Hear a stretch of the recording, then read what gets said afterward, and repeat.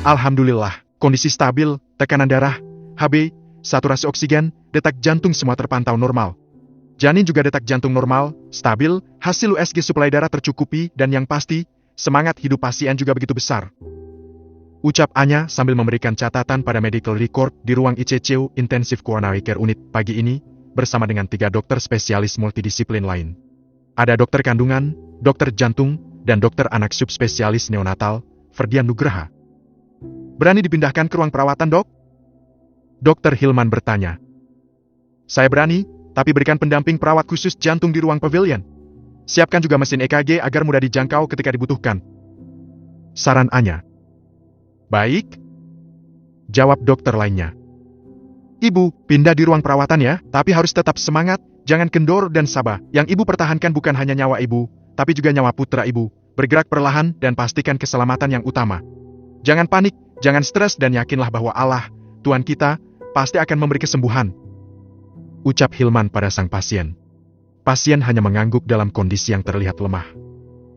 Putranya sehat banget loh, Bu. Geraknya aktif. Berjuang sedikit lagi ya. Semangat, ibu pasti bisa. Ucap dokter Mala sambil mengepal memberikan semangat pada si pasien. Dan sekali lagi, pasien mengangguk dengan senyuman manis yang mengembang di bibir merah alaminya. Akhirnya semua dokter keluar ruangan, termasuk dokter Mala dan Anyelir. Tugas berpindah pada beberapa perawat yang kini terlihat sibuk membawa pasien tersebut ke ruang perawatan. Para dokter spesialis yang lain telah kembali berpencar setelah duduk dalam satu forum diskusi singkat. Dokter Hilman masuk ke sebuah ruangan memberikan penjelasan kepada keluarga pasien, demikian juga dengan Anyelir. Sementara itu, dokter malah mengejar sang sahabat seolah ada hal penting yang hendak dia sampaikan. Anya. Ya, Anyelir menoleh sekejap sebelum kemudian berjalan kembali. Malah mengimbanginya berjalan. Kamu dapat apresiasi dari sang klien atas keberhasilan operasi ini. Beliau ingin bertemu denganmu. Ucap Mala. Bertemu? Ya, itu cerita dari Pak Direktur, aku disuruh menyampaikannya padamu. Dia ingin berterima kasih dan memberikan hadiahnya buat kamu. Hadiah? Dokter Hilman sudah memberi penjelasan, dia yang paling tahu fisiologi jantung. Ucap Anya seolah tak peduli. Nyawa putri dan cucunya sangat berharga. Kamu memberikan kesempatan kedua bagi mereka untuk hidup setelah beberapa rumah sakit menolak mengoperasi. Lanjut Mala yang membuat langkah Anyelir terhenti. Ditolak? Ditolak? Jadi mereka sempat ditolak rumah sakit lain? 3 rumah sakit besar. Tapi, mereka masih pemulihan, aku belum berani mengatakan operasi ini berhasil. Lanjut Mala, masih terus berjalan ke arah poli bedah toraks. Setelah 1 minggu di ICCU pasca operasi, kondisi pasien terus stabil. Bisa diajak komunikasi dengan baik, bayinya juga terpantau sehat, detak jantung terdeteksi normal, USG juga memperlihatkan aliran darah fetus sufisien cukup. Aku pikir, tak ada yang perlu dikhawatirkan. Terang Mala. Kamu ditunggunya siang ini di ruang direktur. Hah, kenapa di ruang direktur sih? Aku nggak bisa kalau di sana. Jawab Anya cepat. Mala tersenyum. Sahabatnya ini masih saja menyimpan trauma dan kemarahan pada Ferdi. Meskipun dia mengatakan sudah memaafkan kejadian 2 tahun lalu itu. Bahkan hingga kini, saat keduanya sama-sama telah berkeluarga. Neng, Pak Direktur sudah punya bini kali sekarang, kagak mungkin ngejar-ngejar kamu lagi. Ucap Mala sambil tersenyum. Iya, mungkin begitu, tapi aku nggak nyaman ketemu dia. Dan kamu nggak perlu repot-repot memaksaku, Mal. Aku tetap tidak mau ke ruangan Ferdian, maaf. Sekalipun dia mengancam mengeluarkan aku dari rumah sakit ini, aku tidak mau mendekati kandang harimau. Seru Anya ketus. Anya, Pak Dir memilih ruangannya karena dia pikir yang paling representatif di sini. Oke lah, bagaimana kalau di ruangan aku? Mala memberi opsi. Tidak perlu Mal, sudahlah, sampaikan saja aku tak perlu hadiah. Anya, orang ini bukan sembarangan. Masak ia suruh menemui kamu di ruangan kamu yang kecil dan sempit itu? Ucap Mala mulai kesal. Kalau dia ada niat baik, tak perlulah melihat kondisi fisik ruangan. Maaf, aku sibuk, ada 2 pasien konsultasi hari ini menungguku. Assalamualaikum. Anyelir cepat berjalan ke ruangannya. Sementara dokter Mala menatapnya dengan tatapan heran sembari menggelengkan kepala. Tangan kanan dokter tinggi berhijab itu meraih ponsel dari saku jas putihnya, kemudian melakukan panggilan pada sebuah nomor. Anyelir membersih ruang konsultasinya, memasukkan handphone ke dalam tas dan bersiap pulang. Sebuah ketukan pintu terdengar membuyarkan keseriusannya siang ini, membuat wajah cantik di balik hijab itu menoleh ke arah pintu ruangan yang kini terbuka dengan tanpa senyuman. Dokter Ferdi? Dia sedikit kaget dengan kehadiran sang direktur. Tapi, kali ini Ferdian datang tidak sendiri. Ada seorang lelaki tambun yang tersenyum ramah di belakangnya, juga seorang wanita parubaya dengan pakaian dan penampilan elegan. Siapa mereka? Siang, Dok. Maaf ya kalau mengganggu. Ini Pak Andre dan Ibu Rini, beliau berdua orang tua Bu Tiara yang Dokter Tias operasi seminggu yang lalu. Pak Andre, Bu Rini, ini Dokter Tias Anggoro, yang bertindak sebagai operator utama saat operasi jantung kemarin. Ferdi memperkenalkan mereka. Anyelir tersenyum ramah kepada sepasang suami istri tersebut. Mereka berpenampilan elegan layaknya orang kelas atas. Si suami mengenakan hem lengan pendek merek terkenal sementara si istri dengan blazer hitam perak, dengan perhiasan berlian kecil yang simpel. Kalung dan subang kecil, tatanan rambut yang rapi. Terlihat sederhana tapi berkelas. Tak lupa mata Anyelir tak lepas dari tas tangan si ibu yang bermerek. Sedikit dia tahu harganya adalah di atas puluhan bahkan ratusan juta. Oh, jadi malah benar-benar menyampaikan kepada mereka agar menemuimu di sini? Anyelir menangkupkan tangannya dan memberikan senyumnya ramah. Saya Tias Anggoro, silakan duduk Pak, Bu, Dok. Anyelir mengangguk dan tersenyum manis mempersilakan 3 tamunya siang ini. Hari ini nggak ada operasi toraks, Dok? Ferdi bertanya so akrab sembari berjalan masuk diikuti 2 yang lain. Nggak ada, hanya ada pasien konsultasi 2 orang barusan. Alhamdulillah, semoga artinya masyarakat sehat dan kejadian bedah toraks menurun. Ucap Anya. Ya, harapannya semoga saja begitu ya. Ferdi mengiyakan. Pak Andre tampak tersenyum mengangguk dan mulai duduk. Dokter Tias, saya hanya mengantar beliau berdua yang katanya ingin mengobrol dan berterima kasih pada Anda. Ferdi mulai membuka percakapan. Anyelir mengangguk tanpa kata. Suami beliau ini pengacara, tapi juga sebagai CEO di perusahaan properti. Nah, kebetulan Pak Andre ini juga seorang investor. Bisnisnya di segala bidang. Hotel, pariwisata, kuliner, semua disabet. Siapa tahu punya niatan investasi di perusahaan properti. Suaminya Dokter Tias ini pengusaha sukses. Silakan mengobrol, saya tinggal dulu. Ucap Ferdian. Anyelir diam. Dia bisa menebak. Semua yang disampaikannya pada Mala pasti akan sampai juga di telinga Ferdi. Dan mungkin juga, apa yang dia sampaikan pada Mala itu sudah pula disampaikan Ferdi pada Pak Andre. Hei, bisa saja Dokter Ferdi ini. Selamat siang Dokter Tias, apa kami mengganggu? Ucap Pak Andre. Sang istri yang tadi dipanggil Bu Rini oleh Ferdi juga ikut tersenyum, dan semua wajah menatap pada Anyelir. Silakan, maaf kalau seadanya. Jawab Anya. Ini sudah lebih dari cukup. Ternyata Dokter Tias bukan hanya hebat, cerdas dari sisi skill medis, tapi juga ramah dan cantik. Puji lelaki setengah baya tersebut membuat wajah Anya memerah malu. Ya, itu sudah pasti. Sejak kuliah beliau memang selalu menonjol. Tambah Ferdi. Anyelir tersenyum sambil menunduk. Tidak, biasa saja, tidak ada yang istimewa. Tukas Anya. Plus orangnya rendah hati tambah Ferdi. Silakan Pak Andre, Bu Rini, saya tinggal dulu. Ada acara dengan tim direksi siang ini.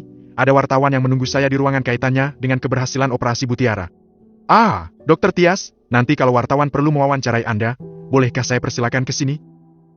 Ucap Ferdi sekalian bertanya. Tatapan dokter muda itu tak pernah lepas dari sang pujaan hati yang kini milik orang lain. Boleh, silakan. Jawab Anya tanpa membalas tatap. Baik, terima kasih, saya permisi dulu. Pamit Ferdi akhirnya. Anyelir merasa lega. Iya Dok, monggo, terima kasih Dok. Ucap Pak Andre yang kemudian duduk di sofa. Tatapan Anyelir terlihat tajam di mata Ferdi meski sekilas, sehingga membuat lelaki itu tidak nyaman. Dokter yang kini jabatannya paling tinggi di rumah sakit tersebut keluar. Tinggallah sang tamu bersama dengan sang dokter bedah toraks yang duduk berhadapan di sebuah sofa ruangan konsultasi. Dokter Ferdi, sepertinya sangat menghormati Anda, beliau begitu mendengarkan Anda, terlihat kalian sangat dekat. Ucap tamu wanita yang dipanggil Bu Rini oleh Ferdi. Kami satu angkatan di FK. Jawab Anya singkat. Oh, S1-nya? S1 dan profesi satu kelompok blok, lanjut Anya. Pantas begitu dekat, tapi dari cara komunikasinya dengan Anda, Dokter Ferdi terlihat sangat mendengar pertimbangan Anda. Tapi memang layak, kemampuan Anda sungguh luar biasa. Pujian laki-laki. Biasa saja, saya hanya berusaha mengerahkan kemampuan dan selalu meminta kemudahan pada Allah, Rob, Tuhan yang maha menyembuhkan. Ucap Anya datar. Bukan main, kami sudah ditolak 3 rumah sakit besar di ibu kota, semua mengatakan mustahil bisa selamat, bahkan ada yang menyarankan anak dipaksa lahir, artinya digugurkan, agar si ibu bisa bertahan hidup dan melakukan operasi jantung. cerita Pak Andre. Astagfirullah. Anyelir seketika memegangi dada dan perutnya. Tidak ada seorang ibu yang akan rela membunuh anaknya hanya demi keselamatannya sendiri. Tentu itu sangat dilematis buat Bu Tiara. Pikirnya. Ya, tentu Tiara menolak hal itu. Anak itu adalah kenangan terakhir suaminya. Apapun yang terjadi, dia akan tetap pertahankan pun, meski harus mati bersama. Saya sangat stres dengan vonis dokter tersebut. Hingga akhirnya ada kolega yang menceritakan bahwa familinya pernah hamil 4 bulan dan mendapat tindakan operasi di rumah sakit HC. Alhamdulillah keduanya bertahan hidup hingga kini dan sehat. Jadi kamu langsung ke sini. Lanjut Pak Andre. Ya, dan kami berharap Tiara bisa selamat, juga bayinya. Lanjut Bu Rini tercekat sambil mengusap matanya yang tiba-tiba mulai basah. Dokter Tias, kami pun berharap demikian. Tiara ini anak kami satu-satunya. Sejak suaminya meninggal kecelakaan pesawat 3 bulan lalu, Tiara stres, makanya, tidurnya, jadwalnya, semua amburadul, dan mungkin dia juga konsumsi alkohol. Tiba-tiba kena serangan jantung.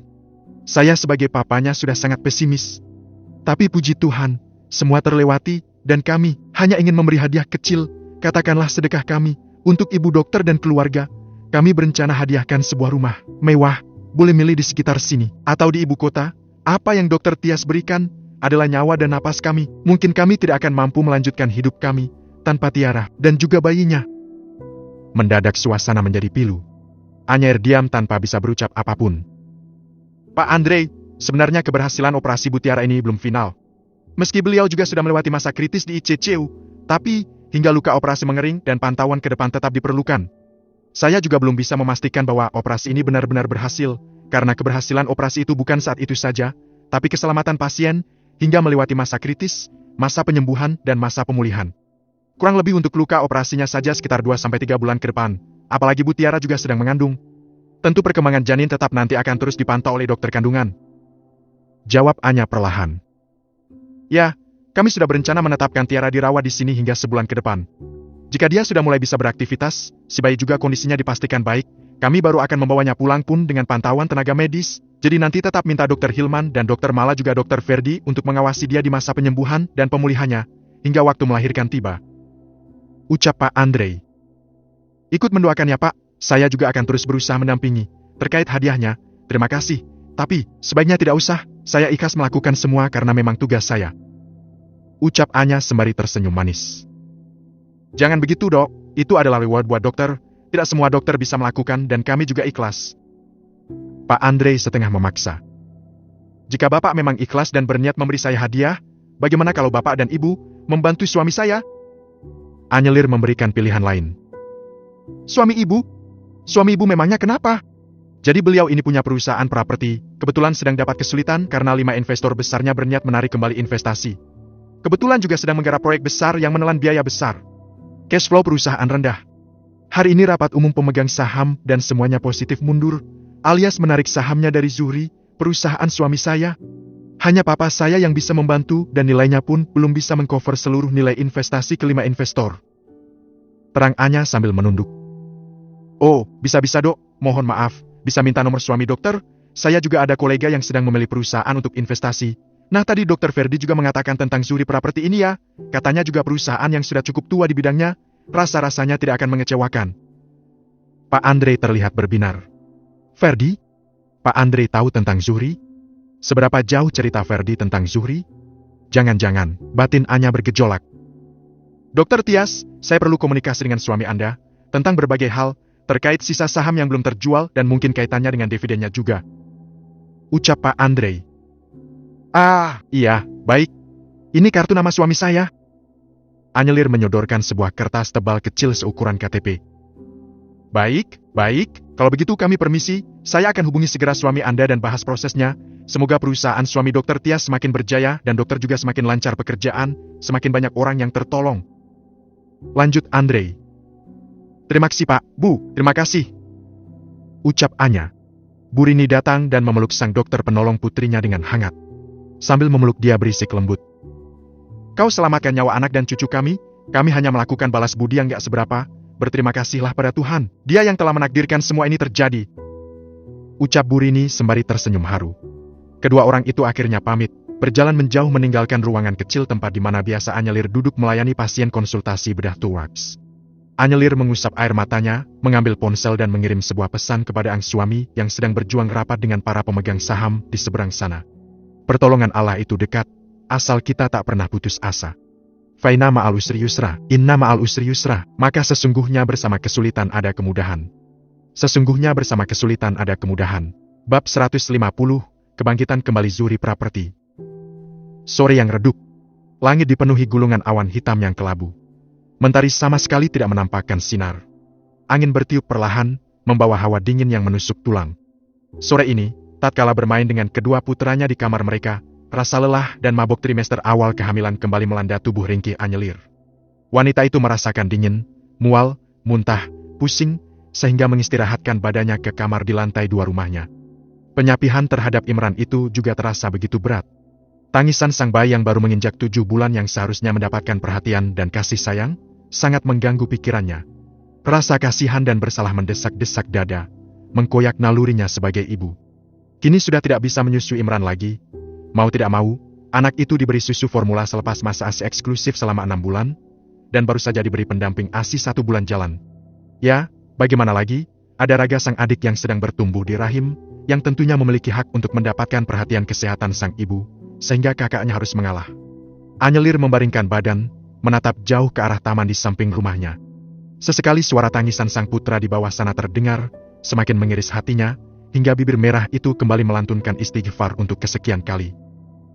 Assalamualaikum. Suara bariton suaminya terdengar. Waalaikumsalam, Mas, kok sudah sampai Purwokerto lagi? Anyelir berucap heran. Dia segera bangkit, berdiri menyambut sang suami dan mencium uluran tangan suaminya. Ya, alhamdulillah. Selesai siang tadi jam 1, dan aku langsung cabut ke stasiun kembali lagi ke sini. Banyak hal yang menyesakan di sana, karena tidak ada perkembangan. Semua terjadi seperti yang kita kira. Jadi ya sudahlah, mending segera ketemu anak istri di rumah. Mau bagaimana lagi? Ucap Jauzan sambil mencium kening istrinya. Anyelir kembali berbaring di tepi ranjang, sementara suaminya mulai melepas sepatu dan jas. Jadi 43% itu positif semua ditarik? Tanya Anyelir. Iya. Ternyata bukan 43%, tapi 47%, artinya hampir separuh aset Zuhri adalah punya mereka, dan kini diminta kembali. Keluh Jauzan. Oh, ucap Anyelir keluh. Sejenak Suasana hening. Masing-masing hanyut dalam pikirannya yang terlalu kekok dalam membuka percakapan, takut akan menyinggung ataupun menyakiti sang lawan bicara. Mas, apakah tadi ada orang yang menghubungi? Ya, pas aku sudah di kereta, aku juga sedikit kaget. Bagaimana kok dia bisa tahu dan berniat menjadi investor perusahaan aku? Pak Andre Bahrudin, pengusaha terkenal di bidang pariwisata dan perhotelan, berniat mengembangkan sayap di dunia properti. Alhamdulillah, rupanya dari kamu. Aku baru buka pesan kamu setelah dia telepon. Terima kasih sayang, atas kerja kerasmu, kamu menjadi penyelamat perusahaan warisan papa. Jauzan berucap dengan kata yang lembut sembari menatap teduh sang istri di hadapan. Bukan aku mas, tapi Allah lah yang memberi jalan. Aku hanya melakukan tugasku sebagai dokter. Aku tidak menyangka jika itu menjadi wasilah untuk sedikit membuka benang ruwet masalahmu. Allah menggerakkan hati Pak Andre untuk menjadi investor baru di Zuhri. Terang Anya jujur. Masya Allah. Jauzan duduk di bibir ranjang dengan masih mengenakan kemeja putihnya. Beberapa kancing bajunya terbuka sebagian, dengan sisa keringat yang melekat tampak berkilauan. Dia menatap sang istri dengan senyum tulus, tapi juga rona lelah yang melekat itu sangat kentara. Sayang, ada apa? Kok melankolis? Ada yang membuatmu sedih hari ini? Kenapa? Padahal Mas baru menyampaikan berita bahagia hari ini. Ya, meskipun belum seutuhnya menyelamatkan Zuhri, tapi sudah 32% saham terjual. Sudah lega, tinggal mencari lagi sisanya. Jangan khawatir, Allah pasti kasih jalan. Jauzan berucap penuh kekhawatiran terhadap kondisi sang istri. Gak apa-apa Mas, gak perlu khawatirkan aku juga. Oh ya, Pak Andre juga berjanji akan mengajak koleganya untuk ikut investasi. Iya, semoga saja, tapi aku terus mencari lagi. Uang pribadi juga sudah kugunakan untuk mengambil sebagian saham. Sayangnya kadang syahwat bisnisku terlalu tinggi. Mungkin setelah proyek terakhir ini, aku akan sedikit mengerem diri. Jauzan berucap sambil menghela napas panjang. Jadi, masih belum mengcover semua ya Mas? Doakan saja ya, Mas yakin pasti akan ada lagi solusi lagi. Iya, Mas, aku tahu kamu sedang banyak masalah. Tapi, bolehkah aku mengeluh sedikit padamu? Bicara saja sayang, sampaikan apa saja yang ingin kamu sampaikan. Mas siap mendengar, matahariku. Ucap Jauzan. Wajah Anya seketia memerah dengan pujian sang suami. Apalagi dengan tatapan lekatnya yang seolah begitu bangga akan dirinya, hatinya meleleh. Aku kasihan sama Imran, aku harus menyapihnya dengan kehamilan ini. Apa kita zolim? Jauzan tertegun sejenak. Matanya yang tadi sedikit berbinar kini tiba-tiba redup kembali. Ada keresahan yang seketika tergambar atas ucapan sang istri, yang kemudian rasa bersalah itu turut merayap menutupi keceriaannya. Sayang, hidup memang selalu demikian. Sebenarnya itu adalah sebuah pembelajaran dini buat dia, buat Imran, bahwa ketentuannya, takdirnya, kadang jauh dari keinginan kita. Ada kalanya kita boleh memilih, tapi ada kalanya kita dipaksa menjalani tanpa pilihan. Semua itu sunatullah. Jauzan berusaha menjelaskan. Tapi Mas, mendengar tangisnya, hatiku sakit. Aku merasa menjadi orang egois yang mementingkan diri sendiri. Anyelir tak kuasa menitikkan air matanya. Ya, wanita memang unik. Hal sekecil apa, jika sudah menyentuh perasaan, bisa jadi akan menjadi sebuah problema. Jauzan sekali lagi menarik napasnya berat. Jika semua telah terjadi, tak ada pilihan lain. Kita hanya wajib melakukan yang terbaik saja. Terbaik buat kandungan kamu, terbaik buat Imran, terbaik buat kamu sebagai subjeknya. Toh aku sebagai ayahnya juga tidak akan mengabaikannya. Imran dan adiknya sama-sama penting. Dan tak kalah penting adalah kesehatan kamu. Jangan menyiksa diri, bersikaplah bijak dan hadapi dengan tegar. Rasa bersalah memang wajar, aku pun juga. Ingat, banyak karunia lain yang harus kita jaga juga. Maaf ya, jika semua juga karena aku.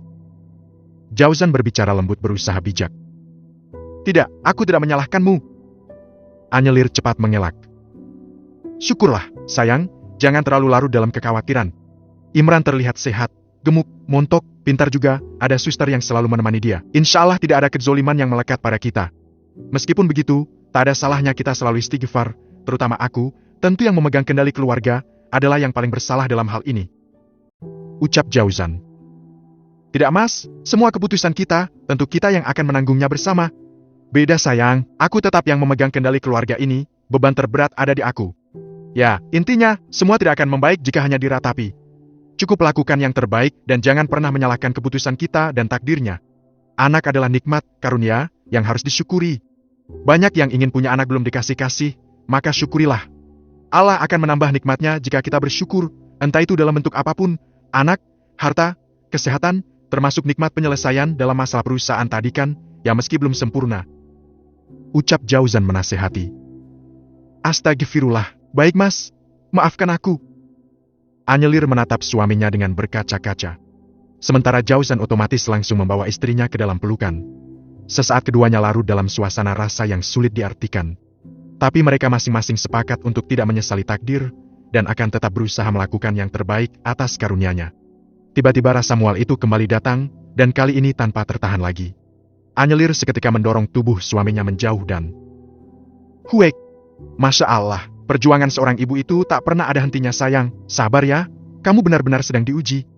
Tapi, apa karena bau tubuhku? Aku memang sudah cuci tangan, wajah, dan kaki, tapi belum mandi. Lelaki itu tersenyum. Bisa jadi, ya sudah, sana mandilah. Ucap Anya membalas senyum sembari menutup hidungnya. Keduanya tertawa dalam kebahagiaan. Ya, setidaknya masalah akan membaik dengan komunikasi bukan? Sesungguhnya jika kita bersyukur, maka Allah akan menambah nikmatnya atas kita.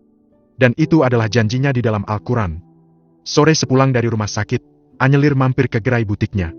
Dia berniat melihat stok juga mengupdate model terbaru yang memang selalu berubah dari minggu ke minggu, dari warna hijab, model gamis, corak kerudung, juga termasuk beberapa model dan bahan mukena.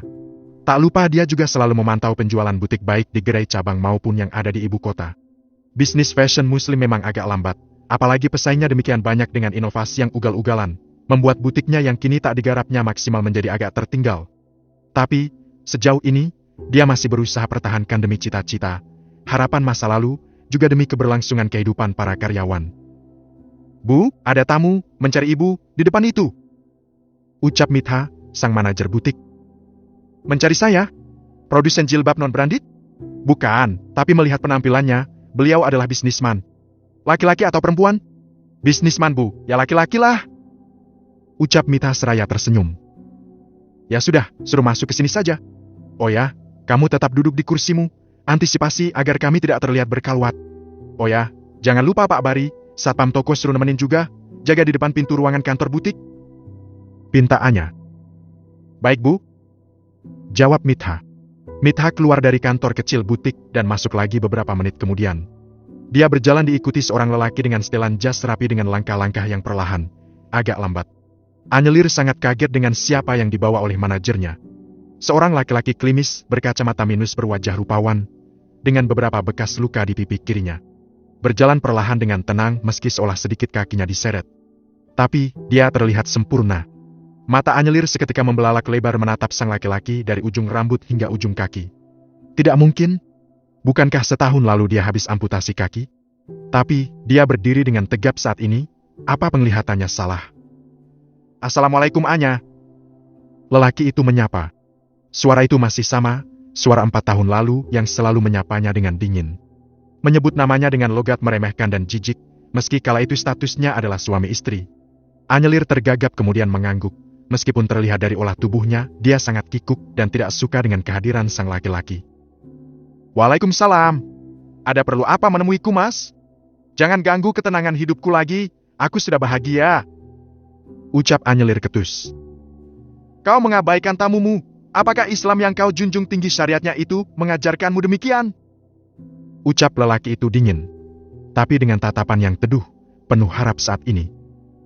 Aku sudah katakan, aku tidak ingin menguak banyak masalah denganmu, jangan bicara tentang syariat kepada aku, karena itu hanya kamu fahami di bibir saja, juga kamu dengar di telinga, yang esok akan kamu lupakan, karena tak pernah sedikit pun menyentuh hatimu. Ucap Anya masih ketus. Baik, aku hanya ingin minta waktu 10 menit maksimal, tidak lebih, hanya itu, aku mohon. Bicaralah. Mitha, tolong ambilkan kursi buat Pak Aiden. Ucap Anyelir. Baik Bu, sang manajer yang duduk di kursi meja sebelah tentu mendengar percakapan mereka. Tidak perlu, aku hanya sebentar. Aiden cepat memotong sehingga menghentikan gerakan Mitha. Mas, kamu nanti kelelahan, bukannya kakimu kini ditopang? Kamu gak sayang dengan tubuhmu? Kata-kata Anyelir halus, tapi di telinga Aiden bak pisau belati yang tajam menghujam. Aku masih kuat, jangan kira aku lemah karena kehilangan pergelangan kaki. Elak Aiden. Baiklah, apa yang kamu inginkan? Katakan. Anya, kau tahu aku sudah meminta maaf padamu kesekian puluh kalinya. Aku menyesal atas semua yang telah aku lakukan. Ya, aku paham, dan aku sudah memaafkan. Dari dulu, sejak kamu belum kecelakaan yang merenggut kaki kirimu itu. Mas, kamu ingat kan? Saat itu aku bilang cukup jangan campuri urusanku lagi, dan aku akan memaafkanmu seutuhnya. Jangan paksa aku mengingat tentangmu, karena tidak ada yang tersisa, kecuali sakit dan kekecewaan. Ucap Anya tegas, dia menatap nanar ke arah si lelaki yang juga menatapnya dengan penuh perasaan dan harapan. Anya, aku tahu suami kamu sedang mendapat masalah. Aku ingin membantunya, tapi aku minta kamu. Aku minta jangan campuri urusanku dan urusan keluargaku. Dan aku memaafkanmu, Mas. Sekarang tinggalkan aku dan jangan pernah muncul di hadapanku lagi. Tegas Anya. Anya, aku minta kita ketemu. Sekali saja, tapi jangan di sini. Ada hal penting yang ingin aku sampaikan. Penting buat siapa? Buat kamu? Maaf, tapi buatku tidak. Anyelir tersenyum miring. Anya, permintaanku, hanya kita ziarah bareng di makam Wildan. Aku ingin minta maaf padanya. Dad. Jantung Anya serasa ditabok seketika begitu mendengar Aiden mengucap nama itu. Sejak kapan dia tahu nama anaknya yang telah meninggal itu dan sejak kapan dia mengakui Wildan sebagai darah dagingnya? Memang sudah lama juga, selama menikah dengan Jauzan, bahkan Anya melupakan dirinya untuk mengunjungi makam sang anak sulung. Melihat reaksi Anya yang diam, Aiden makin yakin bahwa kelemahan Anya telah dipegangnya saat ini. Tapi, dari sejak dia diciptakan, kamu tak pernah peduli, Mas. Secara nasab dia anak kamu, tapi kita sudah tak ada hubungan lagi. Nama Wildan hanya sekedar nama. Dia akan terus ada di hati aku, tapi kita tak punya hubungan apapun saat ini. Pak Bari, tolong bantu dan temani tamu saya sampai pintu keluar. Ucap Anya pelan. Baik Bu, Pak Bari yang sedari tadi berdiri di luar pintu kantor butik berucap sopan menunjukkan pintu keluar dengan ujung jempolnya sambil menunduk ramah. Anya, katakan bagaimana aku melunakkan hatimu. Apakah kamu melupakan Wildan? Dia anak kita, darah daging kitanya, sekali saja. Aku sudah katakan dia anakku, dia juga anakmu, tapi kita tidak ada hubungan apapun lagi.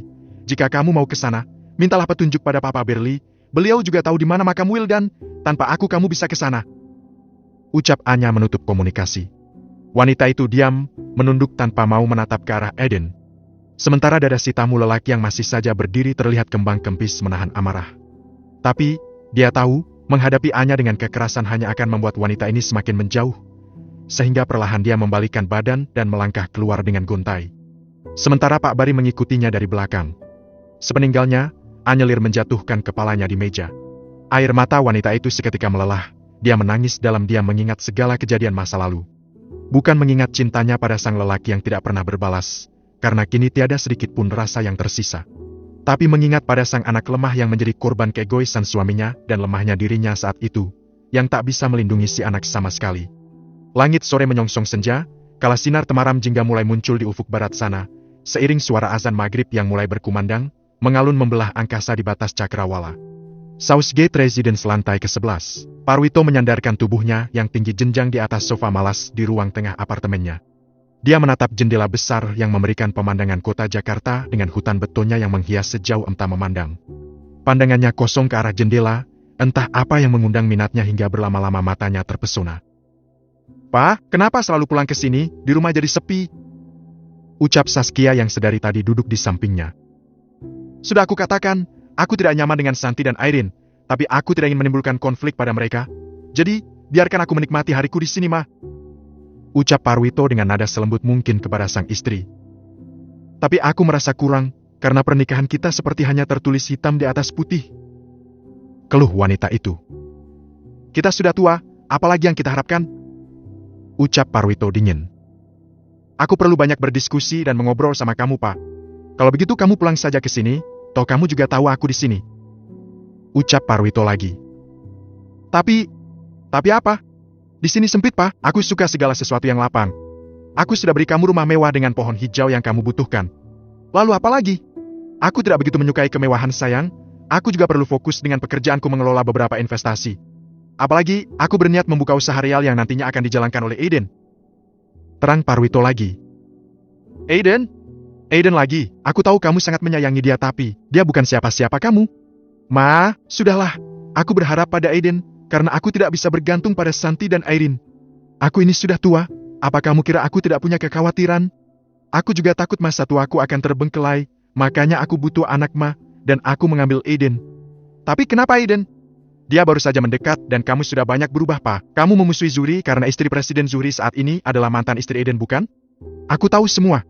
Tapi bisnis bukan seperti itu, Pak. Kamu akan habis-habisan jika mengikuti kemauan Aiden. Dia itu maniak, dia tidak punya hati dan suka foya-foya. Memang agak cerdas dalam bekerja, tapi tidak bisa diandalkan. Dia juga punya jiwa khianat," Saskia menjelaskan dengan penuh penekanan. Tapi, suaminya malah menatapnya tajam dengan mata berkilat dipenuhi amarah. "Cukup, Ma. Jangan pernah berucap buruk tentang Aiden. Seburuk apapun dia, aku sudah menerimanya. Dia harapan aku satu-satunya. Jangan pernah mencela anak angkatku."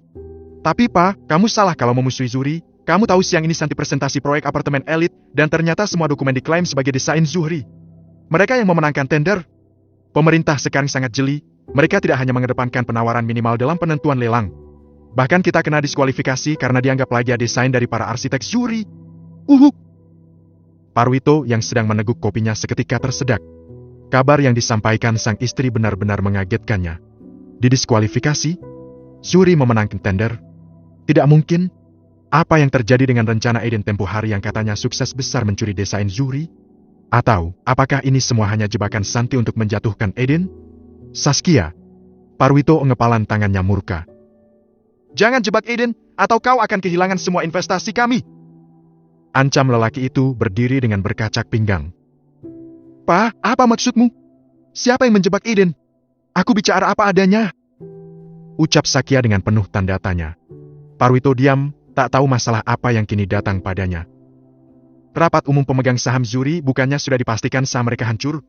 Iya, tapi tidak tahu juga bagaimana mereka masih punya nyali mengikuti tender besar itu, jawab Saskia lesu. "Itulah, sedari dulu, Zuhri selalu punya jalan keluar memecahkan masalahnya. Aku yakin, ini juga tidak akan bisa mengumbangkan mereka, Pak. Jadi sebaiknya," lanjutnya yang segera dipotong sang suami. "Tidak, biarkan kita lihat dulu perkembangan, sambil memikirkan peluang lain," ucap Parwito sambil berjalan ke arah jendela apartemen. Dia mengelus kumis melintangnya dan mukanya terlihat seram. Rencana apa lagi yang harus dia lakukan? Bab 151, Kegalauan Jauzan. Sebulan berlalu, semuanya masih berjalan seperti biasa. Jauzan belum juga bisa sepenuhnya mengendalikan kondisi keuangan perusahaan yang masih morat-marit. Proyek berjalan dengan pendanaan dari uang pribadi karena cash flow perusahaan bermasalah dengan desakan para investor yang menghendaki penarikan dana. Sementara penjualan saham di Bursa Efek belum juga ada penawaran lagi. Pagi itu, Anyelir bersiap hendak ke kantor. Sudah siap dengan baju rapi dan tas kerja yang selalu dibawanya kala ke rumah sakit. Langkahnya tertegun kala melihat lagi amplop besar warna coklat dengan logo rumah sakit tempatnya bekerja. Kembali dipandanginya print hasil USG kemarin sore bersama dengan sang sejawat yang merupakan sahabat karibnya juga, Dresmala. Ada 2 kantong amnion yang terdeteksi bersemayam di rahimnya. Artinya 2 individu yang sedang tumbuh di sana, menyesap nutrisi dari setiap makanan yang dia konsumsi, sehingga malah banyak menasehati untuk makan ekstra nutrisi dan meresepkan banyak sekali vitamin suplemen sehingga pertumbuhan keduanya diharapkan bisa optimal. Di lain sisi, kabar itu serta-merta membuat girang sang suami sehingga malam tadi Jauzan benar-benar melupakan kekalutan hatinya menanti seorang investor besar yang sanggup membeli 10% sahamnya. Dan dengan itu, dia terinspirasi menghubungi salah seorang teman kuliahnya yang sukses berbisnis fintech di Singapura.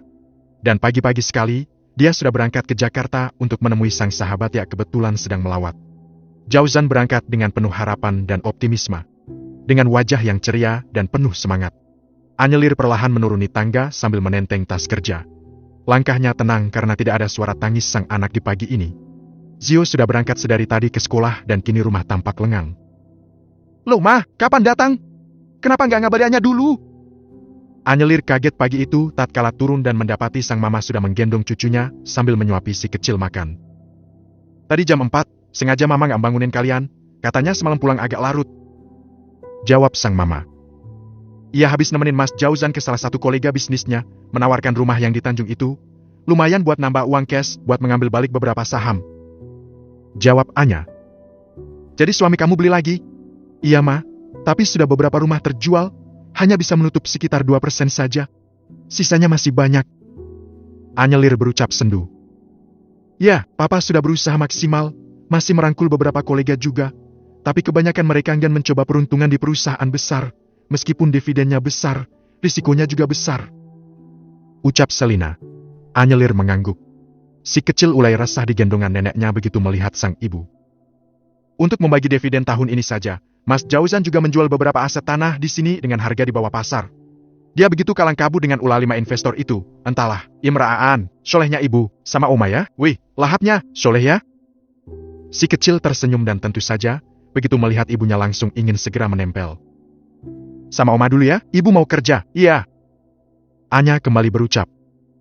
"Kamu dukung suami kamu, jangan pernah salahkan dia, ini ujian," ucap Selina. "Iya Ma, sama Oma dulu." Anyelir tak kuasa juga melihat sang anak yang mulai menangis. "Dia sudah terlanjur lihat kamu, gendong saja dulu sambil menghabiskan makannya," ucap Selina. Dan Anyelir menurut saja mengambil si kecil dan membawanya dalam gendongan. Lagi sayang, pinternya cucu Oma. Oh ya, Papa ngasih tahu kalau kamu hamil lagi. Mama mau lama di sini, nungguin Imran sampai Mama benar-benar yakin dia sudah tenang dan baik-baik saja kamu sapi," ucap Selina. "Ma, Imran juga sejauh ini baik-baik saja kok, hanya memang dia butuh waktu untuk menyesuaikan diri dalam penyapihan ini," ujar Anya. "Kamu itu anak baru 7 bulan kok ya langsung isi. Boya KB dulu sampai dia umur 2 tahun kan bisa," Selina berucap asal. "Hah, banyak pertimbangan Ma, wanita usia 35 ke atas itu sudah risk pregnancy, aku sudah 34 lebih, sebentar lagi mau 35. Mas Jauzan ingin punya anak lebih dari 1, lagi pula. Ya, apapun itu, Mama mendukung dan Mama malah seneng, cucu Mama jadi banyak kan? Mama hanya berharap semua akan baik-baik saja. Imran sehat dan adik-adiknya juga, seneng sekali-sekali hamil dapat 2, Mama juga seneng." Selina tersenyum lebar. "Sekali dapat 2? Kok Mama tahu sih? Suami kamu semalam yang ngabarin kami, Papa sangat senang jadi nyuruh Mama segera ke sini. Dan Mama juga seneng dang, kamu tenang saja, ada Papa sama Mama. Nanti siapkan susternya satu-satu. Mama juga akan membantu. Tenang saja, kondisinya bagaimana? Sehat kan?" "Alhamdulillah Ma, doanya ya." Sayang, enaknya." Wah sudah habis, gemes banget Oma sama nih anak gembul, udah sana pergi, nanti dia nangis kalau lihat kamu kelamaan. Selina mengambil Imran dari gendongan ibunya dan membawanya beranjak ke arah lain. Sementara Anya langsung melangkah keluar ke arah garasi menuju mobilnya. Kafe Hotel Permana, lantai ketiga. Jauzan menatap sang sahabat yang kini penampilannya sungguh jauh berbeda. Bukan lagi teman kuliah tukang ngutang yang cupu dan sok sibuk dengan bisnis digitalnya, tapi lebih terlihat matang dengan senyum mempesona yang semakin memikat. Hanya sayangnya, dia kini masih enjoy dengan kesendiriannya di usia menginjak 33 tahun.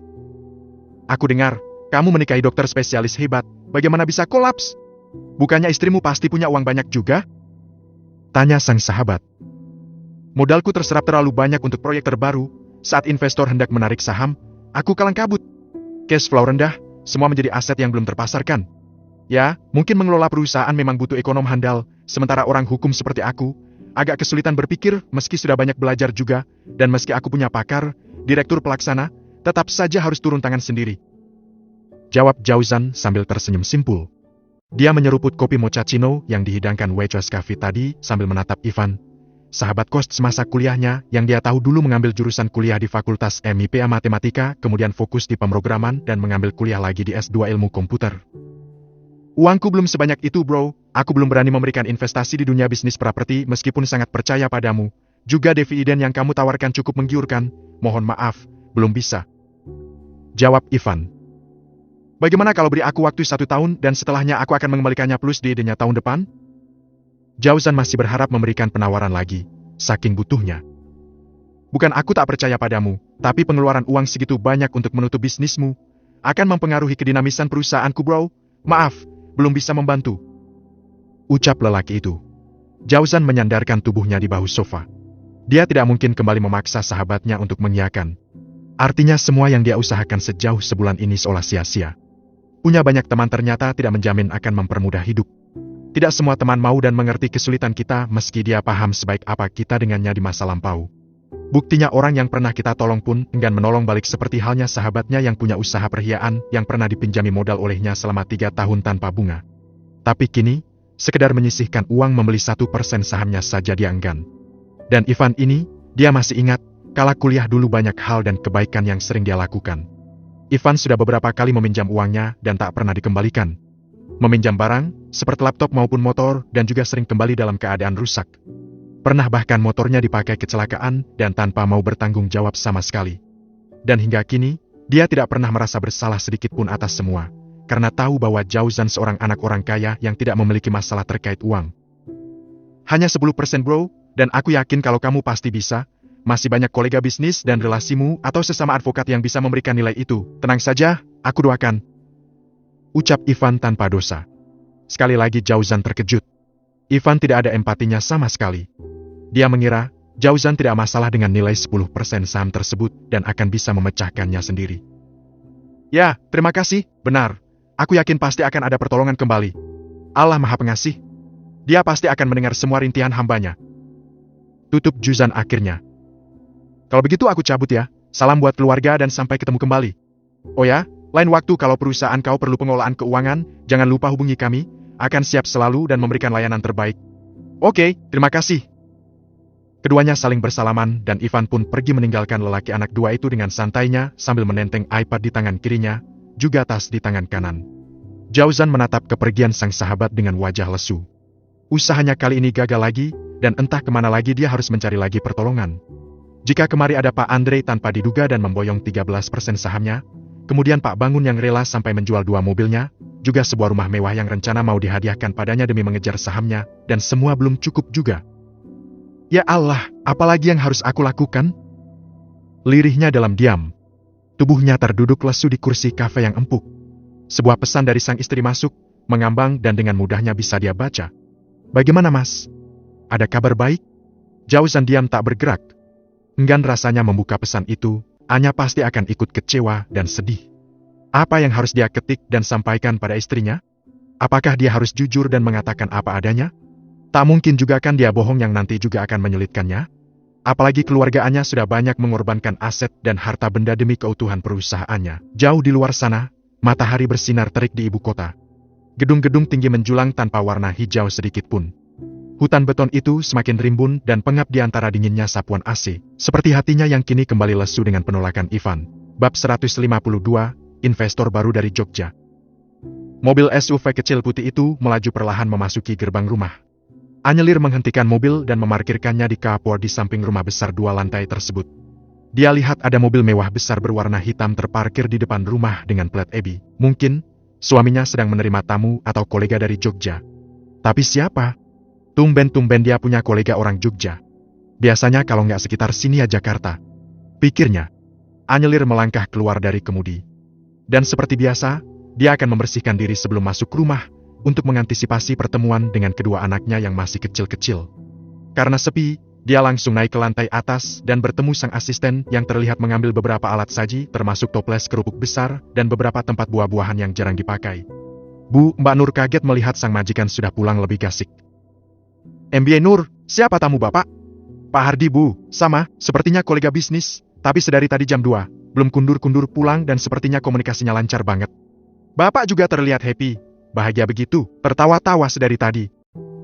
Cerita Mbak Nur. Oh, Pak Hardi, kok plat mobilnya EBI? Iya, saya juga heran. Hah, Mama kemana? Bu Selina jalan-jalan sama Mas Gio dan Mas Imran, sama para suster, katanya mau beli buah gitu di depan. Jawab Mbak Nur lagi. Di depan? Kok tadi nggak ketemu ya? Waduh, saya nggak tahu Bu, mungkin lewat yang gang kecil. Mbak Nur memberikan alasan. Benar juga, mungkin begitu. Mbak Nur lagi apa? Sibuk banget. Disuruh Bapak nyiapin makan besar, tamunya mau diajak makan Bu, sama Pak Hardinya juga. Oh, ya sudah, monggo lanjutkan. Aku mau mandi dulu ya, ke atas. Tapi masak apa? Nih Bu, sayur gulai daun singkong sama gudeg, telur dan ayam bacem, tempe tahu, sama krecek pedes Bu. Tapi masih ada sayur bening dan ayam goreng juga kok, sambal terasi plus kerupuk udang. Mbak Nur menjelaskan. Oh ya sudah, baguslah. Oh ya, di bagasi mobil ada keripik kentang pedas, minta Pak Akbar ngambilin ya. Lupa. Buat tambahan sajian. Titah Anya sambil menyerahkan kunci mobilnya. Nih Bu. Mbak Nur berlalu sambil menerima kunci mobil. Sementara Anya naik ke lantai 2 dengan langkah cepat. Dia segera masuk ke kamar, menyelesaikan aktivitasnya di kamar mandi, kemudian mengeringkan rambut. Tak lupa setelahnya menjalankan sholat asyar. Perutnya terasa lapar sehingga ingin segera makan.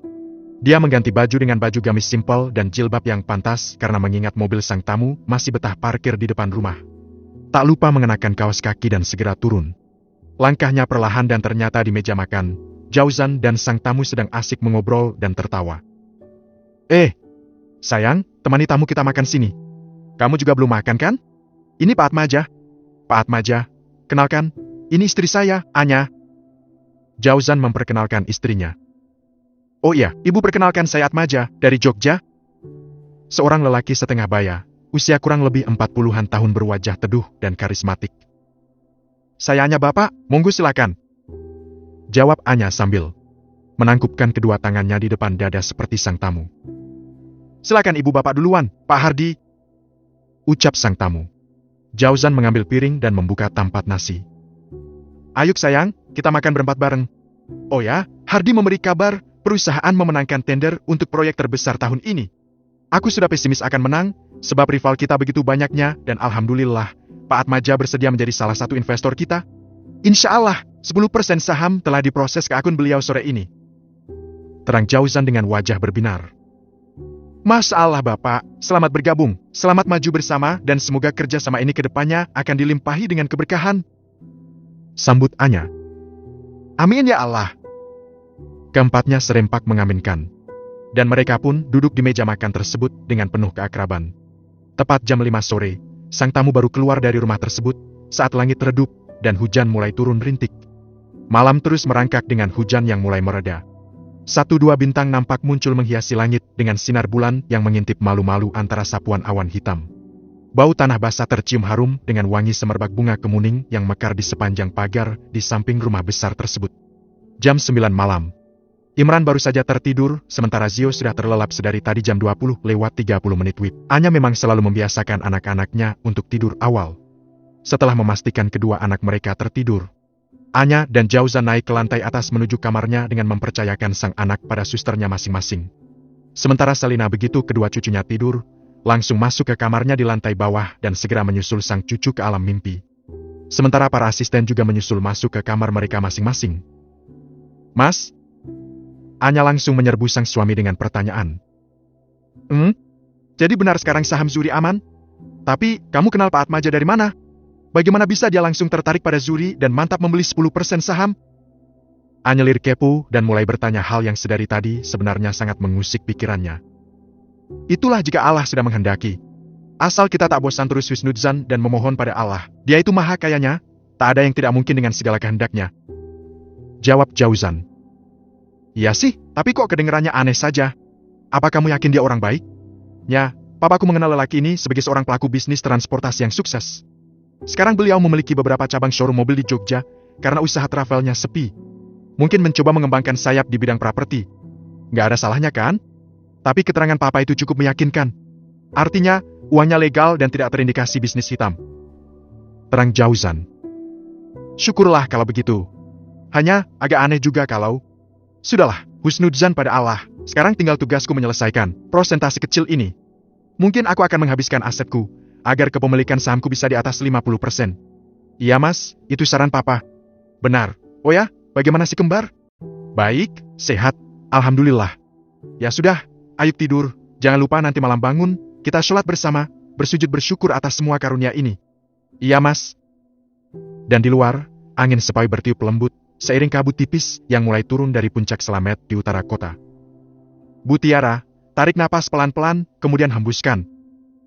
Ucap Anyelir sambil menempelkan ujung diafragma stetoskop ke dada kanan dan kiri pasien istimewanya. Ya, hembuskan perlahan. Benar, cukup terima kasih. Anyelir melepas ertip dan mengalungkan di lehernya. Normal, alhamdulillah semuanya bagus. Pernapasan bersih, detak jantung juga baik, tidak ada suara abnormalitas, paru sehat, napasnya nggak kesulitan kan ya? Masih ada rasa sakit di dada dok. Dada? Kanan apa kiri? Tengah dok. Oh, itu normal, tapi sakit bukan yang seperti tersengat listrikan ya? Sakit yang ser, kadang ada, kadang hilang. Betul sekali. Iya karena itu masih penyembuhannya, namanya tulang dibelah. Meski tulang rawan, kan ada saraf juga di sana. Boleh saya lihat luka bekas operasinya? Ini sudah 1 bulan ya? Boleh dok, Bu Rini mendekat dan memperlihatkan luka bekas operasi sang anak. Bekas lukanya bagus, tidak ada nanah. Kalau lukanya terasa seperti sengatan listrik, beritahu saya atau dokter Hilman ya. Pesan Anya. Enggak sih dok, hanya nyeri di sini saja, tapi sebentar terus hilang, sepertinya luka bekas jahitannya dok. Ya, kalau analisa saya begitu, sudah dilakukan USG hasilnya bagus, curah darah ke jantung juga bagus, perkembangan janin normal juga, tidak ada nanah, tidak ada timbunan cairan, tidak ada bengkak, tidak ada panas, dan ini usia janin kan 29 minggu ya, harapannya paling nggak sampai 34 minggu biar aman. Nah, nanti setelah si dedek lahir, kita bisa cek dengan quote scan jantung, biar lebih akurat lagi, melihat apakah masih ada abnormalitas jantung dan melihat sejauh mana penyembuhan luka operasi bagian dalam. Terang Anya lagi. Oh, begitu ya dok? Nih, sabar ya Bu Tiara, nanti lamanya Anda berbaring di sini nggak akan terasa, lebih lama keceriaan Anda bersama putranya. Anak saya laki-laki ya dok? Sehat kan dok? Iya, kata dokter malah begitu. Nanti terkait kondisi janin bisa ditanyakan kepada dokter Dresmala Dewi, karena beliau dokter kandungannya. Anyelir sekali lagi menjawab sambil tersenyum simpul. Jadi ini mau pulang saja ke rumah? Tapi lebih tenang di sini dok, jadi sewaktu-waktu kalau saya butuh apa-apa, atau ada keluhan apa-apa, ada dokter yang standby. Bisa, hanya saja kalau boleh saya menyarankan, dengan kondisi Bu Tiara saat ini, lebih baik di rumah Bu. Pertimbangannya pertama adalah psikologi di rumah sakit itu nggak enak, perasaan menjadi orang sakit itu nggak nyaman. Kedua, rumah sakit itu tempatnya banyak kuman, orang sakit apa saja ada di sini. Baik yang infektif maupun yang tidak.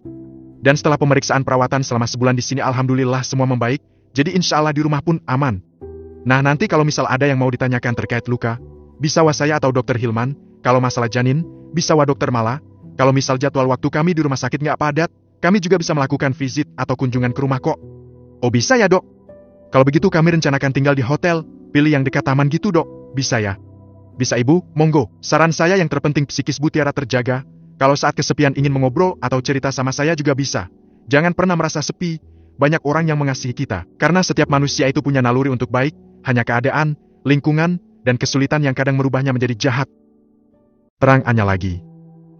Gimana sayang, mau tetap di rumah sakit atau mau pindah ke hotel saja? Kalau misal di hotel, minta ada suster dari sini yang menemani bisa dok. Coba hubungi Bu Diah, kepala ruangan pavilion.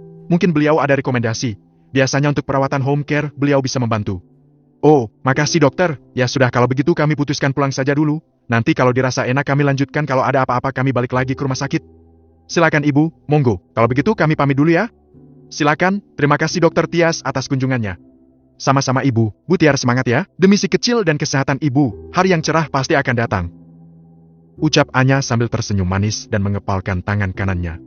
Dia mengenakan kembali maskernya dan berjalan keluar ruangan diikuti 2 orang perawat poli bedah toraks yang setia menemani.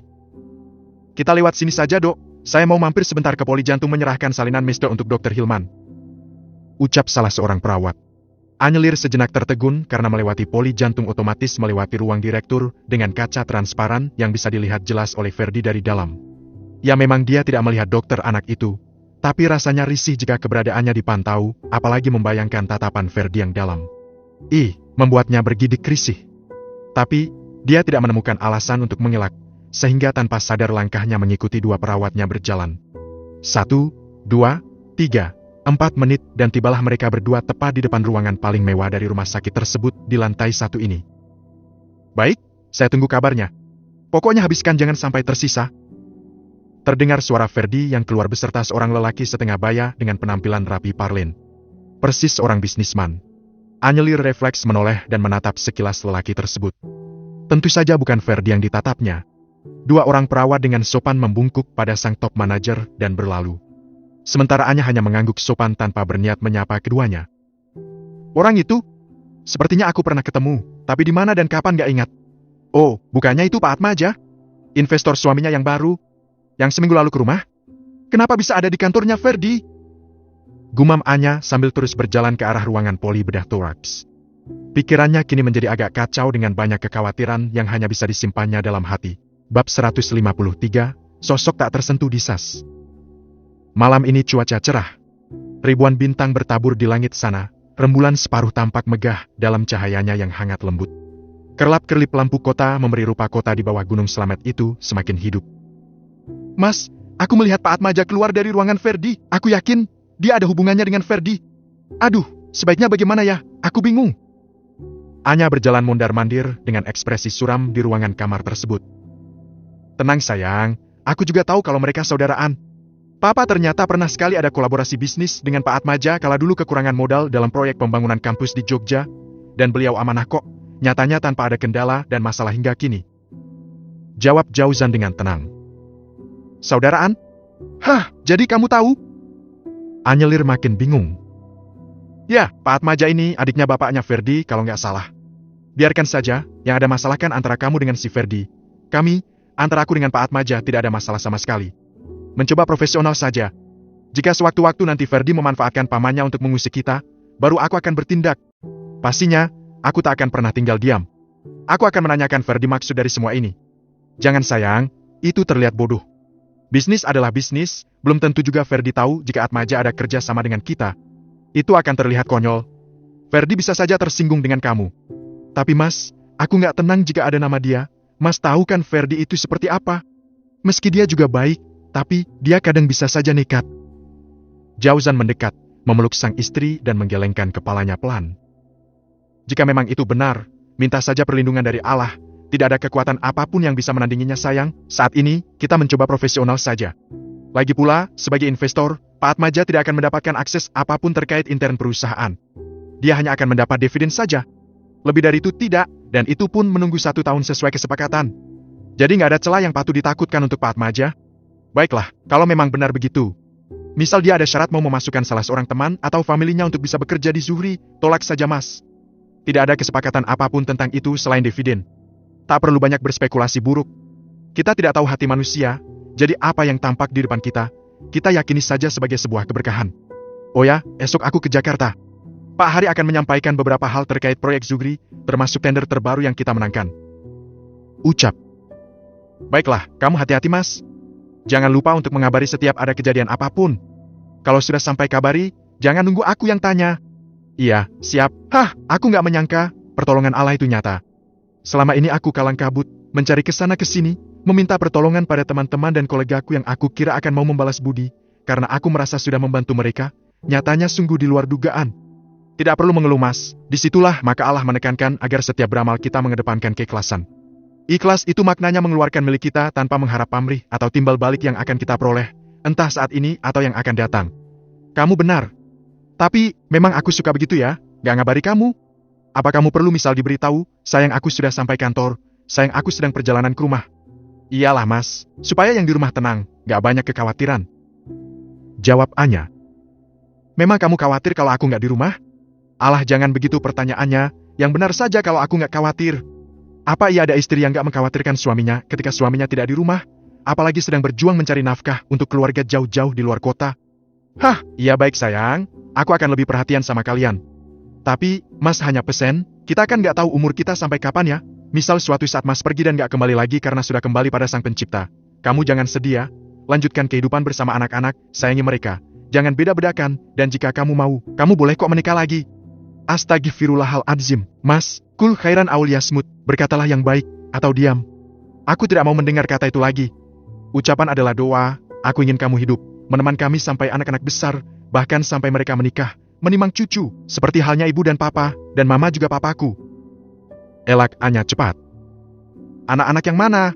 Zio, Imran, adik-adik mereka yang masih di perut, mereka semua harus mendapatkan kasih sayang yang utuh dari kamu dan aku. Jujur, apa kamu tega melihat aku sendirian mengasuh anak-anak? Ya, siapa tahu nanti kan? Jauzan tidak bisa melanjutkan ucapannya karena sang istri langsung memotong. Mas, aku baru saja akan bahagia bersama kamu, memiliki anak-anak yang sehat dan soleh menggemaskan, bekerja dengan penuh ketenangan dan kamu tega mau meninggalkan kami? Jujur sayang, aku juga tidak pernah rela meninggalkan kalian. Tapi, aku berbicara hal terpahit yang mungkin terjadi. Aku yakin kamu akan menjadi orang kuat, tidak terpuruk. Dan jangan sampai menyalahkan Allah, menyalahkan takdirnya, marah sama takdir, jika hal itu terjadi. Jauzan berkilah. Aku tidak pernah marah dengan takdir Allah, Mas. Aku juga bukan tipe orang yang suka menangisi nasib, meski Allah tak pernah melarang hambanya bersedih. Aku tipe pejuang, jikapun aku gagal setelah berusaha keras, aku tidak akan mengumpat ataupun menyalahkan Allah. Aku hanya akan mengatakan, oh ini bukan rezekiku dan baru saat itu aku berhenti. Saat ini, aku hanya selalu berharap dan berdoa yang baik-baik saja untuk kita, keluarga kita. Anyelir berucap lembut. Istriku memang hebat. Aku sangat beruntung mendapatkanmu. Alhamdulillah, Masya Allah, aku juga bersyukur bertemu denganmu Mas, penyelamatku dan ternyata penyelamat hidupku, pemimpinku. Ya, semoga kita sekeluarga bisa selamat bersama ya, dunia akhirat, amin. Jauzan akhirnya berucap bijak. Ya, asal imamnya selalu mengingatkan kepada kebaikan. Ya, kamunya juga taat, jangan ngeyel kalau dinasihati suami. Emang aku wajah-wajah ngeyel gitu ya? Ya enggak sih, cuman kadang suka ngejawab kalau suami lagi nasihatin kan kadang mendebat jadi ikut kesel juga. Ya, kan?